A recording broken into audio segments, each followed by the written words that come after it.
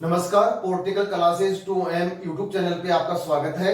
हम 10th class की राजनीतिक विज्ञान की बुक देख रहे थे, जिसके अंदर हमारे 2 लेसन हो गए थे। तीसरा लेसन जो चल रहा था वो लोकतंत्र और विविधता चल रहा था, जिसके कुछ टॉपिक रह गए थे, वो आगे देखते हैं। तो इसमें है सामाजिक विभाजनों की राजनीति। भाई, सामाजिक विभाजनों की राजनीति के सामने हमारे सामने क्या परिणाम आते हैं? तो सामाजिक विभाजनों की राजनीति के हमारे सामने 2 पक्ष आते हैं या 2 परिणाम आते हैं। एक आता है सकारात्मक, एक आता है नकारात्मक। सकारात्मक होता है, उसके अंदर लड़ाई झगड़े दोष वगैरह ऐसे नहीं होते हैं, हानियां नहीं होती, तो वो सारी चीजें किसमें आती हैं? सकारात्मक में। और नकारात्मक में वो चीजें आती हैं जिससे कि लड़ाई झगड़े होते हैं, दोष हानियां, वो सारी किसमें आती हैं? नकारात्मक में आते हैं। तो सामाजिक विभाजनों की राजनीति के सकारात्मक पक्ष भी हैं और नकारात्मक पक्ष भी हैं। अब सकारात्मक पक्ष क्या है, तो वो देखो।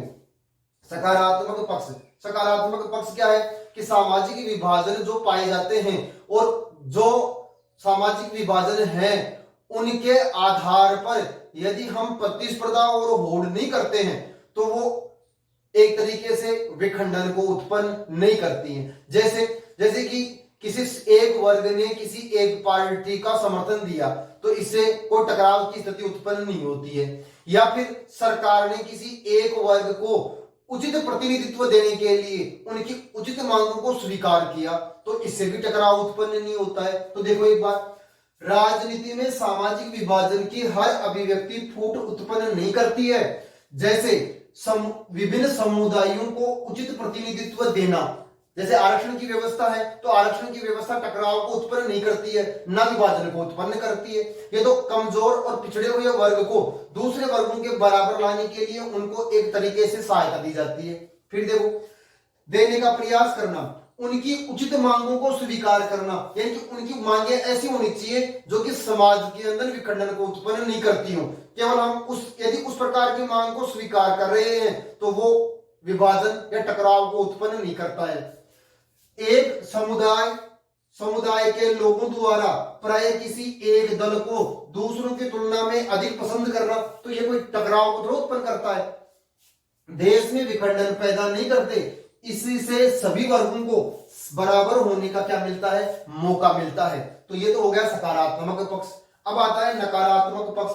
तो नकारात्मक पक्ष में क्या आएगा कि जब राजनीतिक दल समाज में जो विभाजन है, चाहे वो आर्थिक आधार पर गरीब अमीर का हो, जाति के आधार पर हो, धर्म का आधार पर हो, स्त्री पुरुष के आधार पर हो, यदि उनके आधार पर होड़ या प्रतिस्पर्धा करने लग जाए तो उस स्थिति के अंदर टकराव उत्पन्न होगा, और वो कौन सा आएगा? नकारात्मक पक्ष। तो देखो, यदि राजनीतिक दल समाज में मौजूद विभाजनों के आधार से राजनीति में होड़ प्रतिस्पर्धा करने लगे तो ऐसे में देश में विखंडन की स्थिति उत्पन्न हो जाती है। जैसे आयरलैंड और युगोस्लाविया की घटनाएं, जैसे श्रीलंका की घटनाएं, तो ये जो भी है ये विखंडन टकराव को उत्पन्न करती है। तो वो हो गया नकारात्मक। जो टकराव को उत्पन्न नहीं करती है, सामंजस्य बनाए रखती है, वो आ गया सकारात्मक। तो आप इसका स्क्रीनशॉट ले ले, आगे के टॉपिक देखते हैं। इसके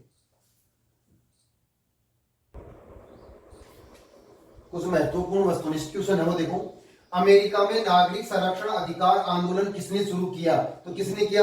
मार्टिन लूथर किंग जूनियर ने। अधिकतर सामाजिक विभाजन आधारित होते हैं जन्म पर।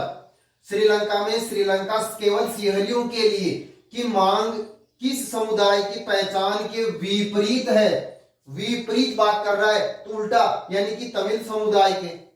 फिर ब्रिटेन की सरकार और नेशनलिस्टों के बीच शांति समझौता कब हुआ? 1998 में। 2-4 क्वेश्चन हो रहे हैं, वो देख लेते हैं।